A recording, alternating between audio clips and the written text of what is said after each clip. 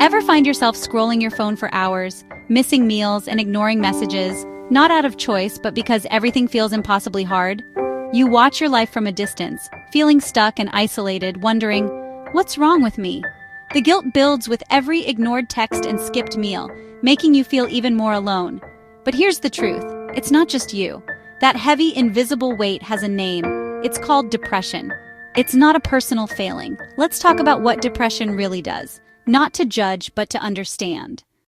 Depression builds invisible walls, brick by painstaking brick, constructing a fortress around your heart and mind. These aren't physical barriers, but emotional ones, far more difficult to scale or break down. It subtly convinces you that being alone is safer, a twisted logic that suggests connection equals vulnerability. The world outside those walls seems fraught with potential pain, judgment, and disappointment. Socializing feels exhausting, like running a marathon with lead weights strapped to your ankles. Every interaction demands an immense amount of energy you simply don't have. And the fear of being a burden, of bringing others down with your own struggles, makes you cancel plans, often at the last minute, compounding feelings of guilt and shame. You start to avoid calls and ignore messages, letting them pile up like unopened mail, each one a tiny reminder of your perceived failure to connect. Each unanswered text adds to your isolation, reinforcing the feeling that you're drifting further and further away from the people you care about. But it's not a conscious choice, it's a defense mechanism, a way to protect yourself from potential hurt or rejection. It's a misguided attempt at self-preservation. Depression whispers that no one wants you around, that you're better off alone, that your presence is a burden rather than a joy. This creates a vicious cycle. The more you isolate, the lonelier you feel, and the lonelier you feel, the more you want to isolate. It's a downward spiral that can be incredibly difficult to break. This isn't a reflection of your character.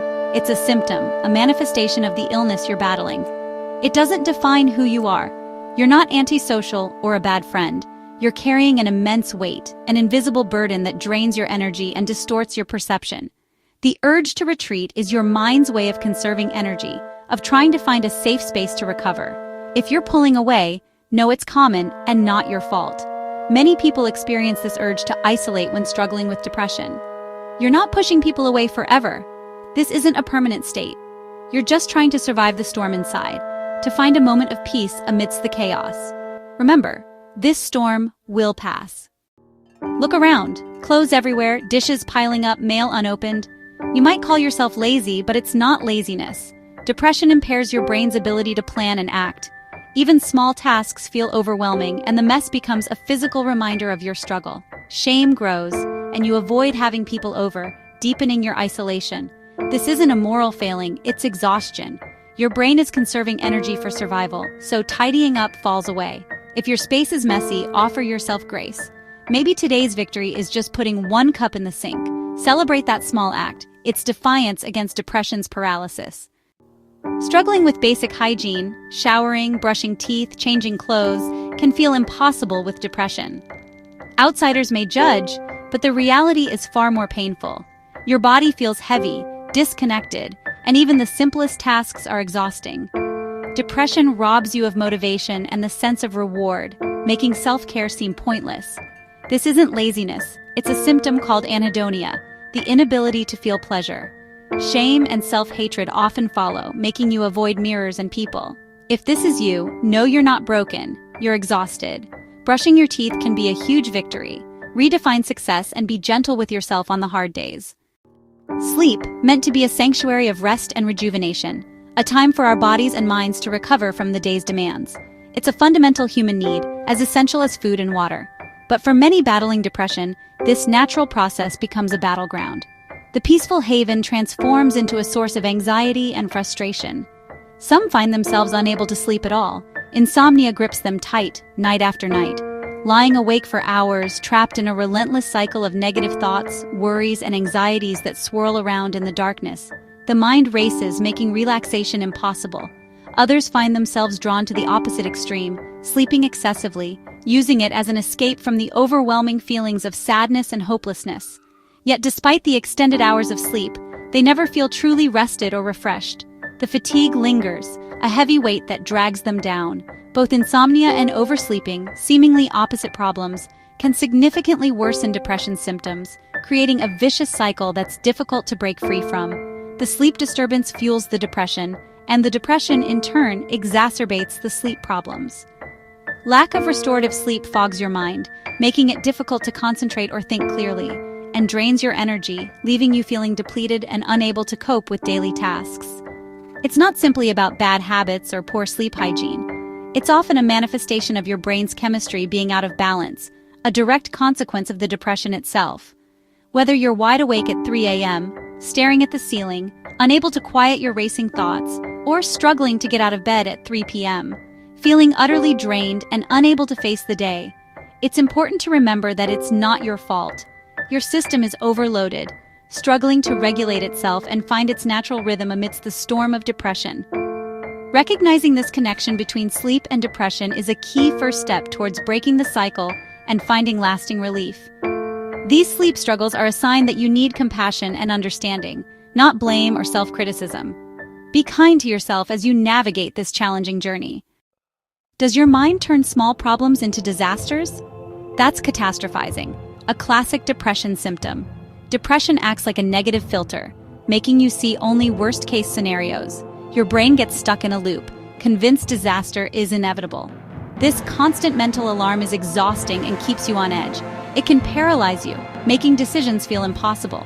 Others may not understand, leaving you feeling isolated. Recognizing this is catastrophizing creates space between you and your thoughts. Remember, you are not your thoughts, and the worst case is rarely the only outcome. Depression can turn eating into a struggle. Either you lose your appetite or overeat for comfort. Preparing food feels overwhelming, so you skip meals or eat whatever's easiest. Some use food to numb pain, leading to cycles of guilt and shame. Both extremes, undereating and overeating, worsen depression and physical health. Nutritional imbalances make coping even harder. This isn't about willpower, it's your body and brain trying to survive. Approach yourself with compassion. Eating anything or choosing one healthy snack is a win. Your eating habits are a response to distress, not a personal flaw. Remember what used to excite you? Now nothing sparks joy.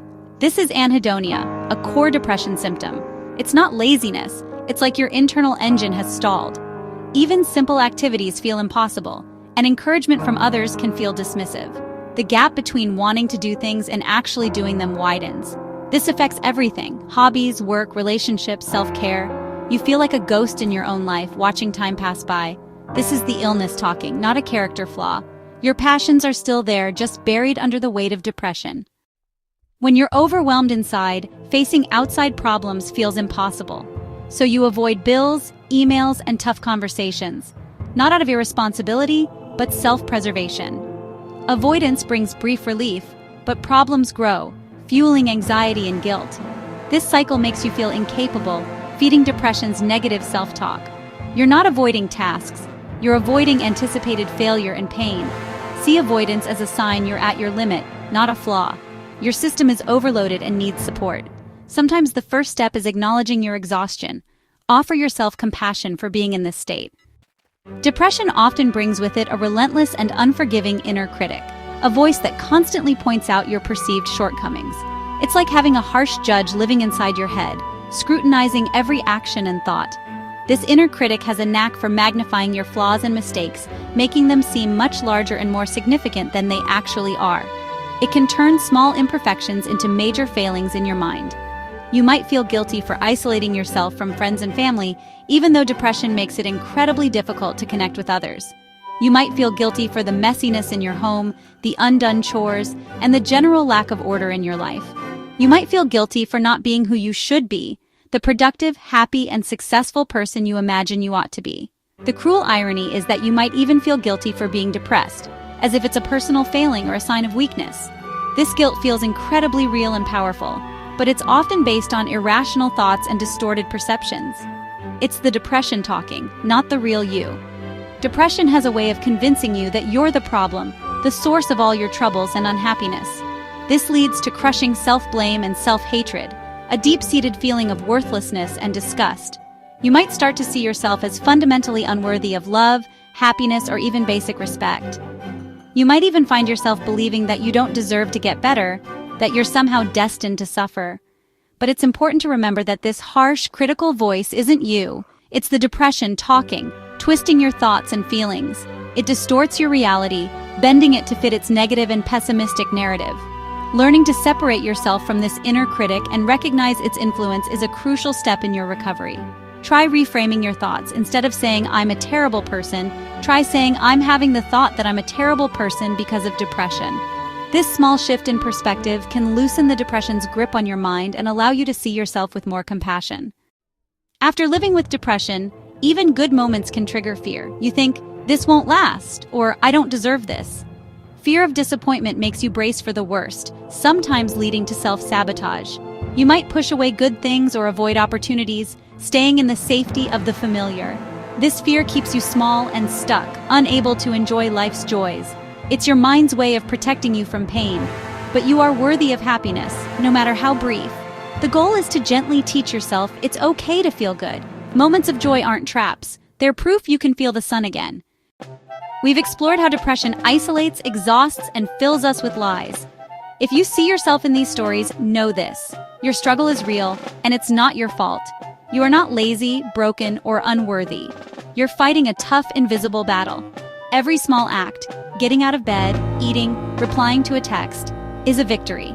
The real you is still there, just hidden for now. Help is closer than you think, and you don't have to fight alone. You deserve to feel the sun again.